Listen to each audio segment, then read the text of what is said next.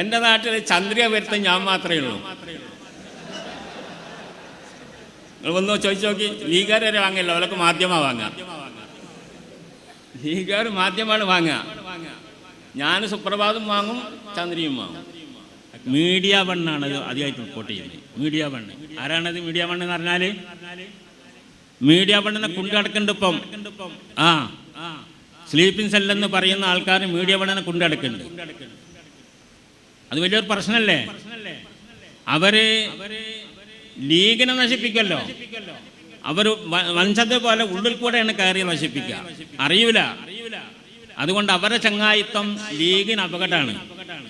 ഞാൻ പറഞ്ഞു, ഞാനൊരു സമസ്തക്കാരനാണ്. എൻ്റെ കടമ ജമാഅത്തെ ഇസ്ലാമിനെ ഭൂമിയിൽ ഇറങ്ങാൻ സമ്മതിക്കാതിരിക്കലാണ്. അതുകൊണ്ട് ഞാൻ എഴുതിയ എൻ്റെ സതുദ്ദേശം കൂടെ എഴുതിയതാണ് എന്ന് പറഞ്ഞതിൻ്റെ കാരണങ്ങളൊക്കെ വിവരിച്ചു കൊടുത്തു.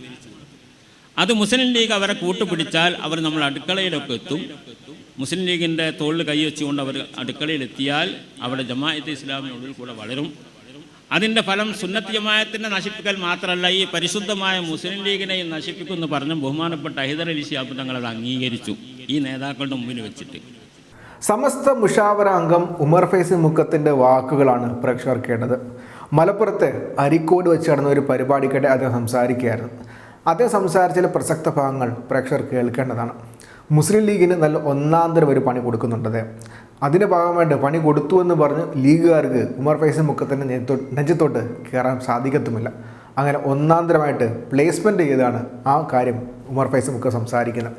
മാത്രമല്ല, ജമാഅത്ത് ഇസ്ലാമിയുമായിട്ടുള്ള ലീഗിൻ്റെ കൂട്ടുകെട്ട് ലീഗിനും പ്രശ്നമാണ്, സമസ്തയ്ക്കും പ്രശ്നമാണെന്ന് അദ്ദേഹം വ്യക്തമായിട്ട് വീണ്ടും പറയുന്നുണ്ട്.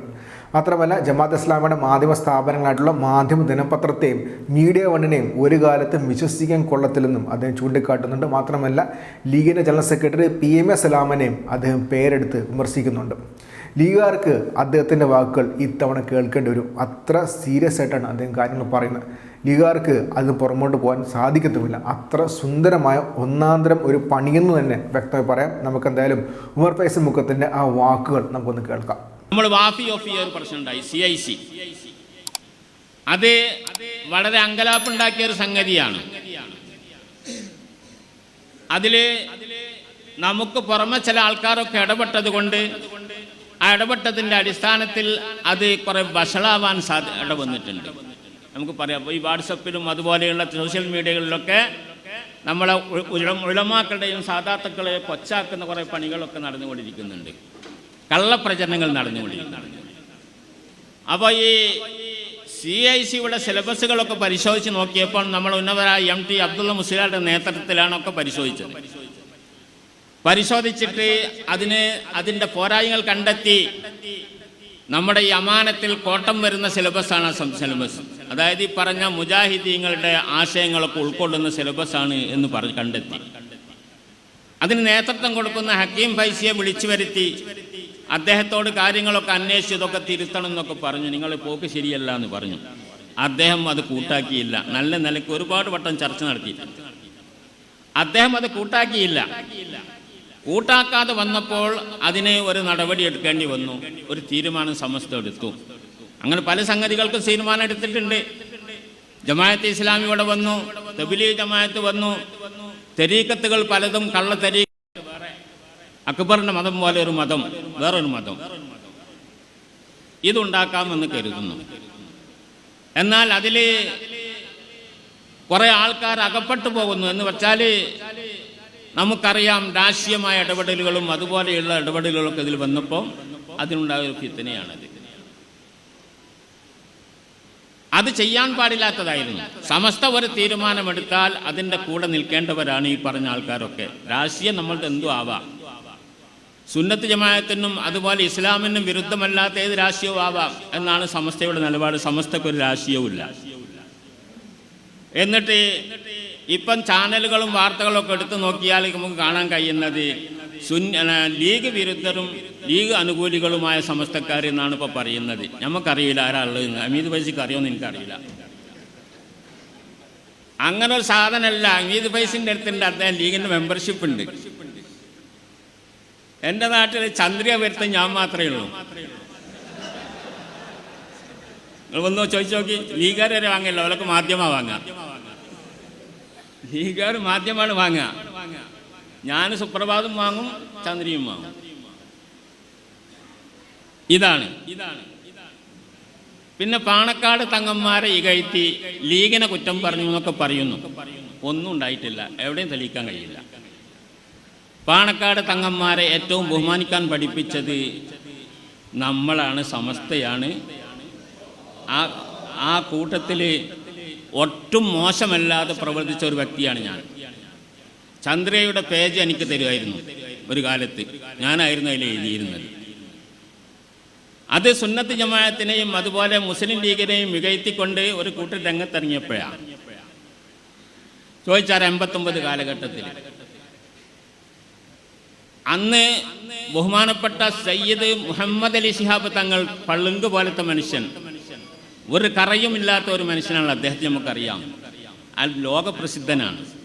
അദ്ദേഹത്തിൻ്റെ പിതാവ് പൂക്കോത്തങ്ങൾ മുതൽക്കാണ് നമ്മൾക്കറിയാം. ചരിത്രങ്ങളൊക്കെ വേറെ അതിൻ്റെ മേലോട്ടൊക്കെ ഉണ്ടെങ്കിലും അവരൊക്കെ നമ്മൾ കണ്ടവരാണ്. എന്നെപ്പോലത്തെ ഒരു പൂക്കോയത്തങ്ങളോടൊക്കെ പെരുമാറിയവരാ. ഞാൻ പട്ടിക്കാട് പഠിക്കുന്ന അതിൻ്റെ സെക്രട്ടറി പൂക്കോയത്തങ്ങളും പ്രസിഡന്റ് ബാപ്പക്കിത്തങ്ങളുമാണ്. ബാപ്പക്കിത്തങ്ങളൊക്കെ ഒരു വലിയാണെന്ന് പ്രസംഗിച്ചവനാണ് ഞാൻ. വെറും രാഷ്ട്രീയ നേതാവല്ല. പൂക്കോയത്തങ്ങളാണ് ആത്മീയ മേഖലയിൽ. കൊടുക്കണ്ടോ? കേൾക്കുന്നുണ്ടോ? ബഹുമാനപ്പെട്ട ബാപ്പകിത്തങ്ങൾ, പൂക്കോയത്തങ്ങൾ, ആ പൂക്കോയത്തങ്ങൾ ഒരു വലിയ മഹാനായിരുന്നു. ആത്മീയത ശരിക്കും ലീഗിൻ്റെ മേഖലയിലേക്ക് പൂക്കോയത്തങ്ങൾ കൊണ്ടുവന്ന് ബാപ്പകിത്തങ്ങളാണ്. കാരണം ആത്മീയമായിട്ട് ജനമനസ്സുകളിൽ സ്ഥാനം പിടിച്ച ഒരാളെന്ന നിലയ്ക്ക് ആ കുടുംബത്തിന് ഇതിൽ കൊണ്ടുവന്നതാണ്. അൽഹംദുലില്ലാഹ് റാഹത്താണ്. മുസ്ലിം ഉമ്മത്ത് ആ ബഹുമാനത്തോടു കൂടെ തന്നെ പാർട്ടിയെയും ബഹുമാനിച്ചു പോകുന്നു. മുഹമ്മദ് അലി ശിഹാബ് തങ്ങൾ പിന്നെ അതിൻ്റെ ശേഷം വന്നു. വളരെ പളുങ്ക് പോലത്തെ മനുഷ്യൻ. അദ്ദേഹത്തിന് സമസ്തയിൽ ഒരു സ്ഥാനമൊന്നും ഉണ്ടായിരുന്നില്ല. സ്ഥാനം ഔദ്യോഗിക സ്ഥാനമില്ല. എങ്കിലും എന്തെങ്കിലും ആശയപരമായ കാര്യങ്ങൾ സമസ്ത ആലോചിക്കുകയാണെങ്കിൽ തങ്ങളുടെ അഭിപ്രായം ചോദിച്ചിട്ടേ ചെയ്യാറുണ്ടായിരുന്നു. അത്ര ബന്ധത്തിൽ തന്നെയാണ് സമസ്ത പോകുന്നത്. നമുക്ക് എല്ലാവർക്കും അറിയുന്നതാണ്. ഞാനൊക്കെ സാക്ഷിയാണ്. എന്തെങ്കിലും കാര്യങ്ങളുണ്ടെങ്കിൽ ഇപ്പോൾ പെണ്ണുങ്ങൾ മത്സര രംഗത്ത് വന്നു. പഞ്ചായത്ത് തെരഞ്ഞെടുപ്പിലൊക്കെ പെണ്ണുങ്ങളെ സ്ഥാനാർത്ഥിയാക്കുന്ന ഒരു വിഷയം വന്നു. സംവരണം വന്നല്ലോ. സംവരണം, എൻ്റെ ഒരു ചെറിയ ഉദാഹരണം പറയാണ്. സംവരണം വന്നപ്പം പെണ്ണുങ്ങളെ സ്ഥാനാർത്ഥിയാക്കാൻ പറ്റുമോ എന്നുള്ളത് ഒരു അഭിപ്രായ വ്യത്യാസമായി. കാരണം അങ്ങനെ നമ്മളെ പെണ്ണുങ്ങളാരും മത്സരിക്കാറില്ലല്ലോ. അപ്പം ബഹുമാനപ്പെട്ട സമസ്തയോട് ചോദിക്കാം, അതിൻ്റെ ശേഷം ചെയ്താൽ മതി എന്ന് സമസ്തയോട് ചോദിച്ചപ്പം സമസ്ത അതൊരു നെറുറത്തിൻ്റെ അവസരമായി കണ്ടു. എന്ന് പറഞ്ഞാൽ ഭരണമേഖലയിൽ നമ്മളുടെ അസാന്നിധ്യം നമുക്ക് ദൗർബല്യം സൃഷ്ടിക്കുമെന്ന് സമസ്ത കണ്ടു. മറ്റുള്ള പെണ്ണുങ്ങളും എല്ലാ പെണ്ണുങ്ങളും മത്സരിച്ച് നമ്മളെ പെണ്ണുങ്ങൾ മത്സരിക്കാണ്ടെന്നാൽ നമുക്ക് പ്രാതിനിധ്യം ഉണ്ടാവുമോ? ഉണ്ടാവില്ല. അതുകൊണ്ട് അതിൻ്റെ എല്ലാം പെണ്ണിൻ്റെ എല്ലാ കാര്യങ്ങളും സൂക്ഷിക്കുന്നതോടുകൂടെ മത്സരിക്കാമെന്ന് പറഞ്ഞു. ഒരു പെണ്ണ്, ഒരു മുസ്ലിം പെണ്ണ് എന്താണോ ചെയ്യേണ്ടത് സാധാരണ ജീവിതത്തിൽ, അതൊക്കെ പാലിച്ചുകൊണ്ട് അവൾക്ക് മത്സരിക്കാം. ആണുങ്ങളുടെ ഇഖ്തിലാത്തില്ലാത്ത നിലയ്ക്കൊക്കെ സംഗതി ചെയ്യാമെന്ന് പറഞ്ഞു ഫത്വ കൊടുത്തിട്ടുണ്ട്. അപ്പം അത് സമസ്തയുടെ മുസ്ലിം ലീഗിൻ്റെ ബന്ധാണ്. അങ്ങനെ ദുർവത്തിൻ്റെ മസാലകളൊക്കെ ഉണ്ടാവുമല്ലോ.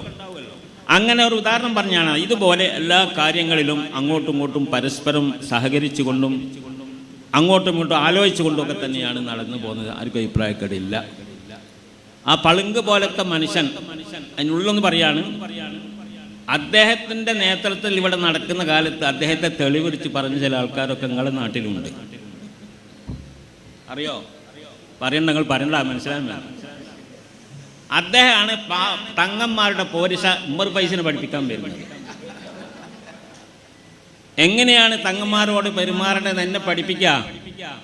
ആര്? പാണക്കാട്ട് തങ്ങളെ തലയിൽ 5-8 മുളപ്പിച്ച ആൾക്കാർ, പൂക്കോയ തങ്ങളെ തലയിൽ 5-8 മുളപ്പിച്ച ആൾക്കാർ, ഇവരൊക്കെയാണ് ഇപ്പം നമ്മളെ വേദിയിൽ വന്നുകൊണ്ട് സമസ്തക്കാരായി ചമിഞ്ഞുകൊണ്ട് പറയുന്നത്. ഞാൻ ആരെപ്പറ്റി പറഞ്ഞില്ല കേട്ടോ. പിന്നെ ഇത് മനസ്സിലാക്കിയാൽ മതി. പിന്നെ ഉമർ അലി ശിഹാബ് തങ്ങൾ, ഹൈദർ അലി ശിഹാബ് തങ്ങൾ, ഇവരൊക്കെ പണ്ഡിതന്മാരാണ്. സയ്യിദ് മുഹമ്മദ് അലി ശിഹാബ് തങ്ങൾ പണ്ഡിതന്മാരാണ്. അവരുടെ കാലത്തൊക്കെ വളരെ സത്യസന്ധമായി സുന്നത്ത് ജമാഅത്തിന് വിരുദ്ധമായ ഒരു വേദിയിൽ പോവുകയോ പറയുകയോ ചെയ്യാത്ത ആൾക്കാർ, അവരെയൊക്കെ തെറി വിളിച്ചുകൊണ്ട് പോയ ചില ആളുകളാണ്. നമുക്കൊരു പത്രം ഉണ്ടായിരുന്നില്ല, ആരാൻ്റെ പത്രത്തിൽ നമ്മൾ തൂങ്ങേണ്ടുന്ന അവസ്ഥയായിരുന്നു. എന്നാൽ തന്നെ പല വാർത്തകളും വെളിച്ചം കാണാതെ പോയിരുന്നു. അത് നമുക്ക് സാധിച്ചു. അത് മറ്റുള്ള പത്രങ്ങളെയൊക്കെ കവച്ച് വെച്ചുകൊണ്ട് മുന്നേറുന്നു. 8 എഡീഷനും ദുബായിലടക്കം അതിൻ്റെ എഡീഷൻ തുടങ്ങി അങ്ങനെ വിജയിച്ച് മുന്നേറുന്നുണ്ട്. അതിനെ മുടക്കാനൊക്കെ ചിലർ ശ്രമിച്ചെങ്കിലും അതൊന്നും മുടങ്ങാതെ എക്കാലത്തേക്കാളും ഓരോ കൊല്ലം വരുമ്പോഴും വരിക്കാർ ഏറിക്കൊണ്ടിരിക്കുകയാണ്. അപ്പം അതിനെ കുത്തുന്ന ആൾക്കാരുണ്ട്, നമ്മുടെ കൂട്ടത്തിൽ തന്നെ ഉണ്ട്. അതിനെ കുത്തി അതില്ലാതാക്കണം. മാധ്യമം വളരുന്നതിന് തിരക്കടില്ല. ജമാഅത്തെ ഇസ്ലാമിൻ്റെ നമ്മളെ പത്രം വളർന്നുകൂടാതാണ്. ഇതൊക്കെ നമ്മൾ മനസ്സിലാക്കിയാൽ മതി. നമ്മൾക്ക് ആരോടും വിരോധമൊന്നുമില്ല. ബഹുമാനപ്പെട്ട മുസ്ലിം ലീഗ് ഉണ്ടല്ലോ, മുസ്ലിം ലീഗിനെ നമ്മൾ ബഹുമാനിക്കുന്നുണ്ട്. അത് മുസ്ലിം ഉമ്മത്തിൻ്റെ ഒരു സംഘടനയാണ്. ആ സംഘടനയിൽ 90% അഹ്ലു സുന്നത്ത് സമസ്തയുടെ ആൾക്കാരാണ്. ആ നിലക്കാണ് ഇതുവരെ അത് കൊണ്ടുപോകുന്നത്. ആ നിലക്ക് തന്നെ തുടരണം. അതാണ് നമ്മൾ പറയുന്നുള്ളൂ. ലീഗ് നശിക്കണം നമ്മൾ പറയാം. ലീഗിൻ്റെ വിരുദ്ധ ശക്തികളൊന്നും സമസ്തയിലില്ല. എന്താ സ്ലീപ്പിങ്ങോ എന്താ പറഞ്ഞത്, സ്ലീപ്പിംഗ് സെല്ല് എന്നൊക്കെ ഉണ്ട് എന്നൊക്കെ പറയുന്നുണ്ട്. നമുക്കറിയില്ല സ്ലീപ്പിംഗ് സെല്ല് ഉറങ്ങണ സെല്ല് എന്നർത്ഥം. ഏതോ ആവട്ടെ. അപ്പം ഇങ്ങനെ വെറുതെ ആക്ഷേപിക്കുകയാണ്.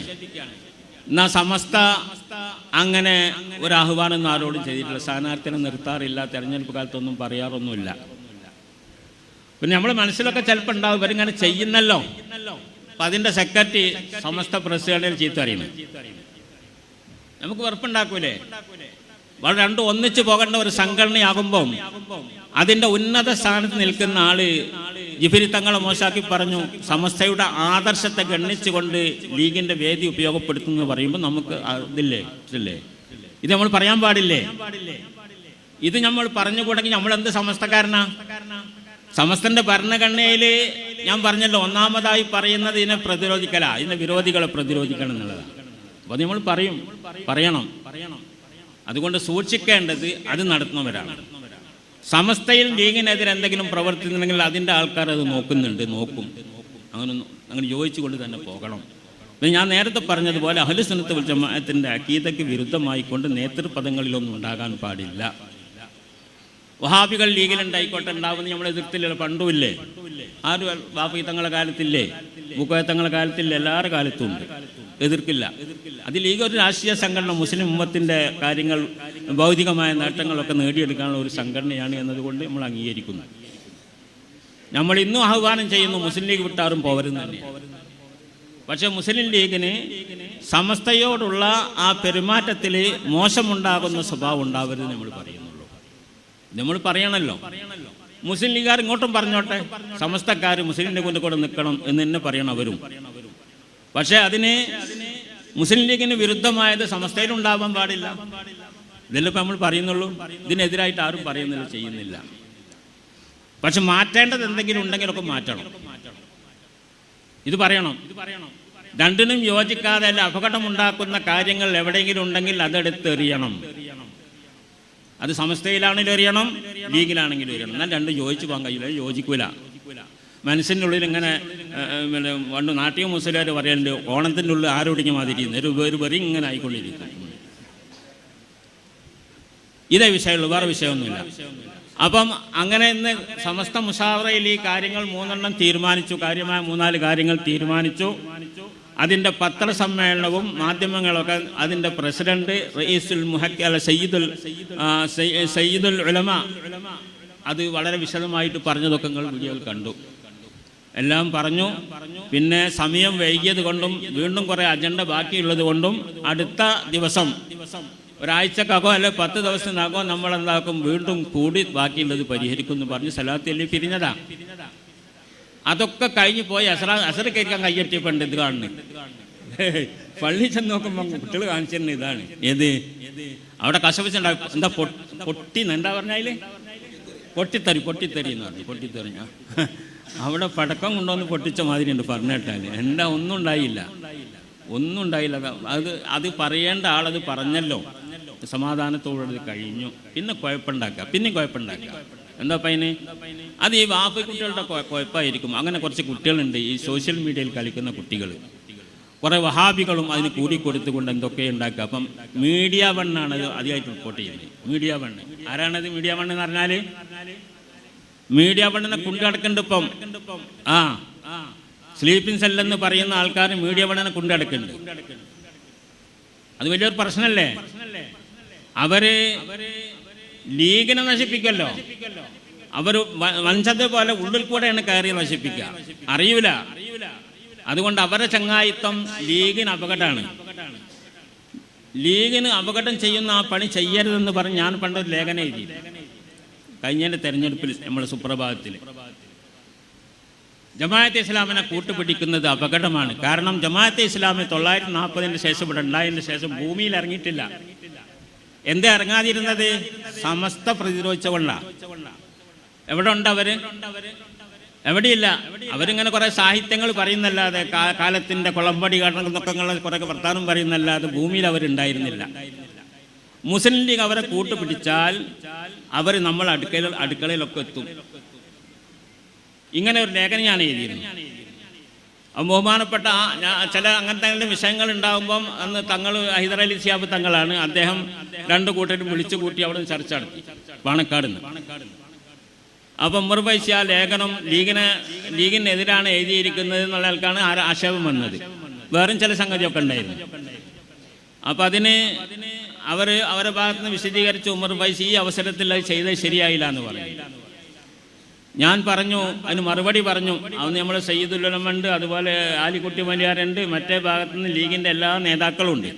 വഹാബ് സാഹിബ്, കുഞ്ഞാലിക്കുട്ടി, മജീദ് തുടങ്ങിയ സമദാനി തുടങ്ങിയ എല്ലാവരും ഉണ്ട്. ഞാൻ പറഞ്ഞു, ഞാനൊരു സമസ്തക്കാരനാണ്. എൻ്റെ കടമ അഹ്ലുസ് സുന്നത്ത് വൽ ജമാഅത്തിനെ സുരക്ഷിതമായി കൊണ്ടുപോകുക എന്നുള്ളതാണ്. അതിൻ്റെ ഒരു ഭാഗമാണ് ജമാഅത്തിനെ സമസ്ത വിലക്കിയ ഒരു സാധനമാണ്. അത് വ്യാപകമാകാൻ പറ്റില്ല, അതെൻ്റെ കടമയാണ്. ഇപ്പൊ രാഷ്ട്രീയത്തിലില്ലേ, രാഷ്ട്രീയത്തിൽ എതിർ രാഷ്ട്രീയക്കാരെ തകർത്തല്ല മറ്റു ഒരു രാഷ്ട്രീയക്കാരൻ, അങ്ങനെയല്ല ഉള്ളത്. അവർ വന്നാൽ നമുക്ക് അപകടമാണെന്ന് കാണുമ്പോൾ അങ്ങനെയാണ്. ആ ഒരു നിലക്ക് ഞാൻ പറഞ്ഞു, ഞാനൊരു സമസ്തക്കാരനാണ്, എൻ്റെ കടമ ജമാഅത്തെ ഇസ്ലാമിനെ ഭൂമിയിൽ ഇറങ്ങാൻ സമ്മതിക്കാതിരിക്കലാണ്. അതുകൊണ്ട് ഞാൻ എൻ്റെ സതുദ്ദേശം കൂടെ എഴുതിയതാണ് എന്ന് പറഞ്ഞതിൻ്റെ കാരണങ്ങളൊക്കെ വിവരിച്ചു കൊടുത്തു. അത് മുസ്ലിം ലീഗ് അവരെ കൂട്ടുപിടിച്ചാൽ അവർ നമ്മൾ അടുക്കളയിലൊക്കെ എത്തും. മുസ്ലിം ലീഗിൻ്റെ തോളിൽ കൈ വെച്ചുകൊണ്ട് അവർ അടുക്കളയിലെത്തിയാൽ അവിടെ ജമാഅത്തെ ഇസ്ലാമിനുള്ളിൽ കൂടെ വളരും. അതിൻ്റെ ഫലം സുന്നത്ത് ജമാഅത്തിനെ നശിപ്പിക്കൽ മാത്രമല്ല, ഈ പരിശുദ്ധമായ മുസ്ലിം ലീഗിനെയും നശിപ്പിക്കുമെന്ന് പറഞ്ഞ ബഹുമാനപ്പെട്ട ഹൈദർ അലി ശിഹാബ് തങ്ങൾ അത് അംഗീകരിച്ചു. ഈ നേതാക്കളുടെ മുമ്പിൽ വെച്ചിട്ട് അംഗീകരിച്ചു. ആ പറഞ്ഞ നേതാക്കളോടൊക്കെ ചോദിക്കേണ്ടി അംഗീകരിച്ചു. അത് ശരിയാണ്, അത് ഒരു സമസ്തക്കാരൻ നിലക്ക് അയാൾക്ക് എഴുതേണ്ടത് തന്നെയാണെന്ന് പറഞ്ഞു. ആ നിലക്ക് നമ്മുടെ പ്രവർത്തനം നമ്മൾ വളരെ വ്യക്തമാണ്. അതാരെയും ഒളിച്ച് കളിക്കുക പേടിക്കുക ചെയ്യേണ്ട ആവശ്യമില്ല. യഖാഫൂന ലൗമത്ത ലായിം എന്നാണ്, ആരും പേടിക്കേണ്ടതില്ല. അതാണ് സുന്നത്ത് ജമാഅത്ത്. ഇസ്ലാം ഈമാൻ എന്നൊക്കെ പറയുന്ന അതാണ്. ഈമാൻ മനസ്സിലുണ്ടെങ്കിൽ ആരും പേടിയുണ്ടാവില്ല. എന്തിനാ പേടിക്കണത്? എന്നോട് മാധ്യമക്കാർ ചോദിച്ചു, നിങ്ങളോലൊക്കെ എന്താ കാട്ടല്ലോ, പേടിക്കില്ല നിങ്ങൾ ചോദിച്ചു. ഞാൻ പറഞ്ഞു, എനിക്ക് 76 വയസ്സായി, സാധാരണ മനുഷ്യൻ ജീവിക്കുന്ന ജീവിതമൊക്കെ ആയല്ലോ. ഇനിയിപ്പോൾ എന്തെങ്കിലും ചെയ്താൽ കൊല്ലലാണ്, കൊന്നാലും കൊന്നില്ലെങ്കിലും മരിക്കണമല്ലോ. 76 വയസ്സെന്നൊക്കെ പറഞ്ഞാൽ ഏതാണ്ട് ഒരു സംതൃപ്തമായ ഒരു കാലഘട്ടം കഴിഞ്ഞതാണ്. കുറേ കാര്യങ്ങളൊക്കെ ചെയ്തിട്ടുണ്ട്, അൽഹംദുലില്ലാഹ്. അതുകൊണ്ട് ഒരു ഷഹീദ് ഉണ്ടായാൽ ഇവര് എൻ്റെ ജാറത്തിങ്ങനെ പൈസ ഉണ്ടാക്കുമല്ലോ, അങ്ങനെ ഒരു ഫണ്ടിന് വൈകൂടിയാണ് എന്ന് ഞാൻ പറഞ്ഞു. അപ്പോൾ നമുക്കതിലൊരു പേടിയൊന്നുമില്ല. ഇത് പറയണം, എല്ലാവരും പറയണം. പലരും പറയാത്തതാണ്, മറ്റുള്ളവർ പറയുകയും നമ്മൾ പറയാതിരിക്കുകയും ചെയ്യുന്നിട്ട് നമ്മൾ പരാജയം ഉണ്ടാവും. അല്ലേ? കുലിൽ ഹക്ക വലോ മുറൻ, സത്യം പറയണം. വലോ മുറൻ, അത് കയ്പാണെങ്കിലും ശരിയെന്നാണ്. സത്യം പറഞ്ഞാൽ ചിലപ്പോൾ കയ്പാണ്, കാരണം എന്തെങ്കിലുമൊക്കെ ഇതുണ്ടല്ലോ, പ്രതിരോധങ്ങളൊക്കെ ഉണ്ടാവുമല്ലോ. എങ്കിലും സത്യം പറഞ്ഞുകൊള്ളണം, സത്യത്തിന് വേണ്ടി ജീവിക്കണം. വതവാസൗ ബിൽ ഹഖി വതവാസൗ ബിസ്സബ്ർ എന്നാണ് പിന്നെ പറഞ്ഞത്. നേരത്തെ പറഞ്ഞ 4 കാര്യം. സത്യം പറയണം, സത്യം ജനങ്ങളോട് ഉപദേശിക്കണം. അപ്പോൾ സത്യം പറയുമ്പം വിഷമങ്ങൾ ഉണ്ടാവും. അതുകൊണ്ട് വതവാസൗ ബിസ്സബ്ർ, ക്ഷമയും വേണം. അപ്പോൾ ഈമാൻ വേണം, അമീറു സാലിഹാത്തി നല്ലത് പ്രവർത്തിക്കണം, സത്യം പറയണം, അതിനു വേണ്ടി ശ്രമിക്കുകയും ചെയ്യണം. ഈ 4 കാര്യങ്ങൾ ഒത്തുകൂടാത്തവരൊക്കെ നഷ്ടത്തിലാണ് എന്നാണ് വൽ അസ്രി സൂറത്തിൽ പറയുന്നത്. ഞാൻ നേരത്തെ ഓതി വെച്ച ആയത്താണ്, സൂറത്താണ്.